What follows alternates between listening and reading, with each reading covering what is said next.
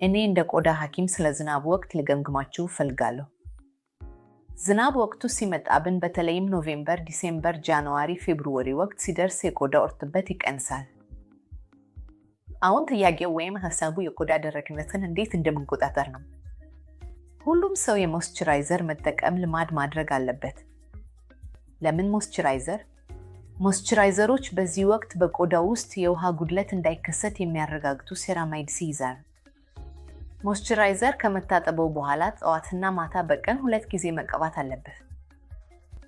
የውሃ ቀንዶች በሰውነቱ ላይ ሲኖሩ ከታወድ በመደረግ በኋላ ጥቂት ቀንዶች በቆዳው ላይ እንዲቀሩ ይተው።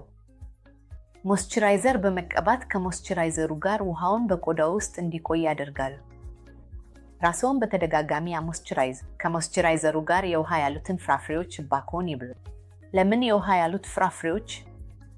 ምክንያቱም የውሃ ያሉት ፍራፍሬዎች በቪታሚን ኬ የበለጸጉ ስለሆኑ እነዚህ የአየር ሁኔታ ለውጦች በሚኖሩበት ወቅት ኢሚዩኒቲው እንዲጠናከቅ ይረዳሉ። በዚህ ወቅት የሚታዩ የቫይረስ በሽታዎች እንዳይያዙን ይረዳሉ፣ እንዲሁም ጤናማ ፀጉርና ቆዳ እንዲኖረዎት ያደርጋሉ። ውሃ መደበኛ የ50 ኪግ ሰው ቢያንስ 2 ሊትር ውሃ በቀን መጠጣት አለበት እና በጊዜው መተኛትንም ማረጋገጥ አለብዎት።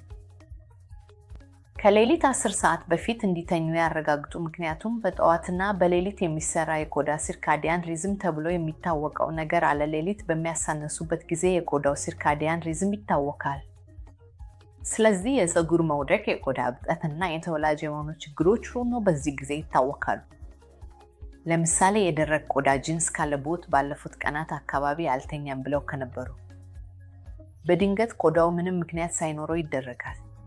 ይህም ምክንያቱ የማተኝበት ሌሊት የተደጋገመ ስለሆነ ውስጡ ያለው ዝም ብሎ የነበረው የቤተሰብ ጂንስ ተነቃቂ ስለሆነ ነው።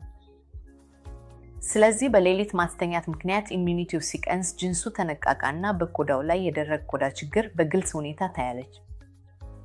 ስለዚህ ለጥሩ ቆዳና ጥሩ ፀጉር የሚረዱ የኑሮ መንገዶች ቅድሚያ ይስጡ። ጤናማ ምግብ ብሉ።